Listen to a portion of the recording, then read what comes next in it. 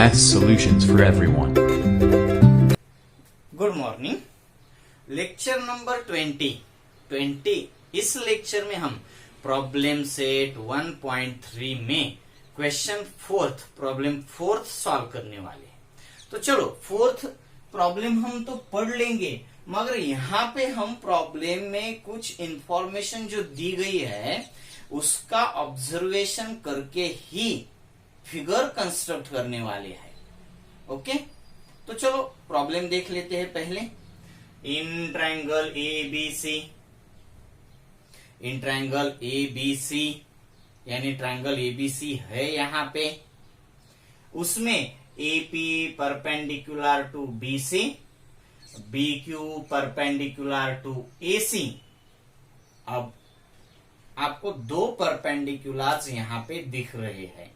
एक पहला है एपी जो परपेंडिकुलर है बीसी को, यानी ए से परपेंडिकुलर, ए वर्टेक्स से परपेंडिकुलर हमें कंस्ट्रक्ट करना पड़ेगा और वो होगा बीसी पे कंस्ट्रक्ट किया हुआ।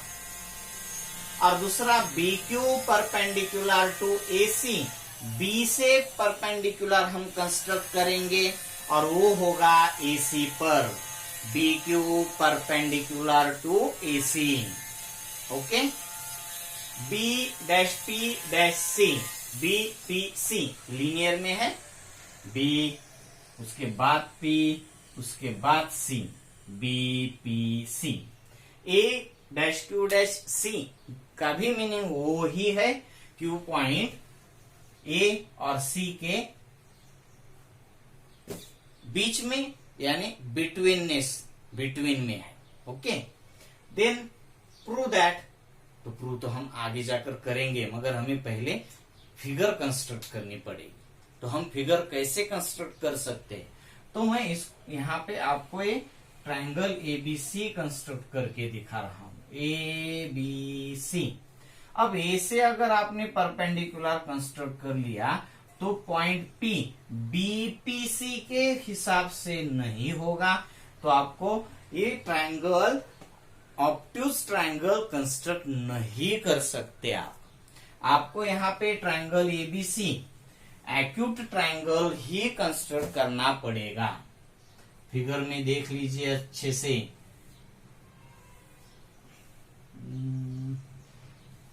हम इसको अच्छे से तो करेंगे ही, मगर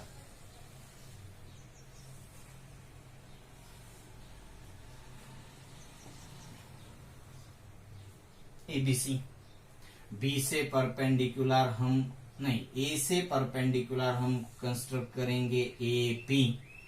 हाँ, अब बी डैश पी डैश सी इस हिसाब से करेक्ट है, परपेंडिकुलर है। और दूसरा बी से परपेंडिकुलर कंस्ट्रक्ट करना है एसी पर, तो बी क्यू, हाँ बी क्यू, ए भी परपेंडिकुलर हो गया एसी को, और A dash Q dash C यानी A Q C are in linear points, इस बिटवीन से ए भी हमारा जो कंस्ट्रक्शन है वो सही है, ये दोनों के हिसाब से। अब आपको देखना है एक बार फिर से, आपको सिर्फ कंस्ट्रक्शन के लिए जो आपको इंफॉर्मेशन दी गई है उसके हिसाब से अगर आपको फिगर कंस्ट्रक्ट करनी आती है तो ही आप आगे जा पाएंगे, तब तक आप आगे नहीं जा सकते। अगर आपको टेक्स्ट बुक में ऑलरेडी फिगर दी भी है, यहाँ पे तो मेरे पास सिर्फ प्रॉब्लम था यहाँ पे, इसलिए मैंने इस प्रॉब्लम को फिगर नहीं है ऐसे कंस्ट्रक्ट करके, और यहाँ पे लिखा भी नहीं था कि इन फिगर, तो मैंने इसलिए एक फिगर कंस्ट्रक्ट कर दी है। ओके, तो इस कंस्ट्रक्शन के लिए यानी फिगर कंस्ट्रक्ट करने के लिए आपको इंफॉर्मेशन के हिसाब से ही करनी पड़ेगी। अब हम आगे जाएंगे, जो कुछ पूछा है वो देखेंगे। देन प्रूव दैट, तो प्रूव करना है आपको ट्रायंगल सीपीए, देख लिया आपने triangle CPA, similar with triangle CQB. दोनों ट्रायंगल्स आप अच्छे से देख लीजिए। ट्रायंगल सी पी ए, इस ट्रायंगल में पी एंगल आपको मालूम है, राइट एंगल है। दूसरा ट्रायंगल सी क्यू बी, इसमें आपको क्यू एंगल मालूम है, वो भी राइट एंगल है। ये दोनों एंगल्स कॉन्ग्रुएंट हो जाएंगे। ट्रायंगल्स आपको सिमिलर दिखाने हैं, ए टेस्ट या फिर एस टेस्ट या फिर यस टेस्ट, कौन सी भी टेस्ट आप यूज कर सकते हो, मगर जो इंफॉर्मेशन आपके पास है उसी के हिसाब से आपको टेस्ट चूज करनी पड़ती है। यस तो हम यहाँ पे यूज नहीं कर सकते, क्योंकि हमें यहाँ पे साइड की कुछ भी इंफॉर्मेशन प्रोवाइड नहीं की गई है। यस भी नहीं यूज कर सकते, क्योंकि वहां भी आपको साइड और साइड बीच का एंगल, तो एंगल एक तो एंगल है, मगर पहली और दूसरी साइड की कुछ भी हमें जानकारी यहां पर नहीं है, तो हम यहाँ पे यस टेस्ट भी यूज नहीं कर सकते। तो क्या कर सकते हैं, यहां पर एक ही एंगल आपके पास है, यहां पे दिख रहा है, और अब आपको एक बात अच्छे से ऑब्जर्व करके देखनी होगी कि ट्रायंगल सीपीए में का एंगल सी और ट्रायंगल सी क्यू बी में का एंगल सी, दोनों ट्रायंगल में एंगल सी कॉमन एंगल है। दिख रहा है ना? तो हो गया, ये तो इजी हो गया। क्या हो जाएगा? ट्रायंगल सिमिलर हो जाएंगे। किस टेस्ट का यूज करके? ए पहली ए एंगल पहली पेयर, और ए एंगल ये दूसरी पेयर कॉमन एंगल का हिसाब। तो ट्रायंगल्स तो क्या हो जाएंगे? सिमिलर हो जाएंगे। अब आगे जाकर आपको बताया गया है, if AP 7 unit, BQ 8 unit, BC 12 unit, then find AC। ये तो आपको आगे जाकर ही पता लगेगा। तो हम यहाँ पे अब सॉल्यूशन की तरफ जाते हैं। आंसर में ही हमने फिगर कंस्ट्रक्ट कर दी है, अब इसको हम प्रूव करना है। इसके हिसाब से G1 2 प्रूव वगैरह कर सकते हैं, मगर आगे जाकर इस प्रॉब्लम में AC को फाइंड करना है, इसलिए हम थ्योरम के स्टेप से नहीं करेंगे, सीधा जो दिया है वो हम यहाँ पे लिख देते हैं। वी नो, हमें मालूम है। क्या क्या मालूम है? In triangle ABC, AP perpendicular to BC and BQ perpendicular to AC। अब हम ट्रायंगल्स लेंगे, in triangle CPA and triangle CQB। इसको करस्पॉन्डेंसी हमें देखने की जरूरत नहीं पड़ी, क्योंकि ऑलरेडी उन्होंने लिख कर रखा है triangle CPA similar with triangle CQB। तो यहाँ पे जो करस्पॉन्डेंसी है वो सही ही होनी चाहिए। प्रूव करना है तो ये ट्रायंगल सिमिलर है ही, सिर्फ प्रूव करना है, आइडेंटिफाई नहीं करना है। आइडेंटिफाई करने के वक्त गलत भी हो सकता है, मगर प्रूव करना है तो ये सही ही है। सिर्फ आपको वहां तक लेकर जाना है, आपको स्टेप बाय स्टेप। ओके, तो चलो यहाँ पर हम देखेंगे ट्रायंगल सिमिलर कैसे होंगे। तो हमने डिस्कस करके रखा है ऑलरेडी कौन सी टेस्ट यहाँ पे हम यूज कर सकते हैं। एंगल टेस्ट, ए टेस्ट। पहले एंगल लेते हैं angle CPA। Angle CPA is congruent with angle CQB region each 90 degree. दोनों भी एंगल्स राइट एंगल्स है। राइट एंगल्स भी लिख सकते हो आप, each 90 भी लिख सकते हो आप, और दूसरे एंगल की पेयर भी हम लिख देंगे। कौन सा एंगल है वो? ये तो each 90 का है पी भी और क्यू भी। और दूसरा आपने देखा है कौन सा है वो एंगल सी, जो कि दोनों ट्रायंगल में कॉमन एंगल है। तो एंगल सी का नाम कैसे लिखेंगे हम, P C A angle P C A congruent with angle P C A है, तो क्यू सी बी ही होगा, Q C B C Q, ये होगा। एंगल अलग नहीं है मगर वो करस्पॉन्डेंसी के हिसाब से सही नहीं होगा। अगर यहाँ पे पी सी ए देखते हो आप, तो आपको क्यू सी बी ही लिखना पड़ेगा करस्पॉन्डेंसी के हिसाब से। एंगल क्यू सी बी ये भी एंगल्स कॉन्ग्रुएंट है। क्या रीजन है उनका, कॉमन एंगल्स। तो ट्रायंगल सीपीए और ट्रायंगल सीक्यूबी ये दोनों ट्रायंगल्स सिमिलर हो गए किस टेस्ट के हिसाब से, तो ए टेस्ट के हिसाब से। ओके, तो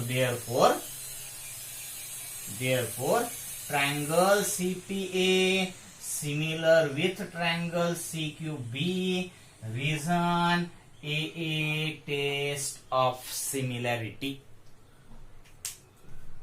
आपका पहला प्रॉब्लम ये हो गया। अब आगे जाएंगे।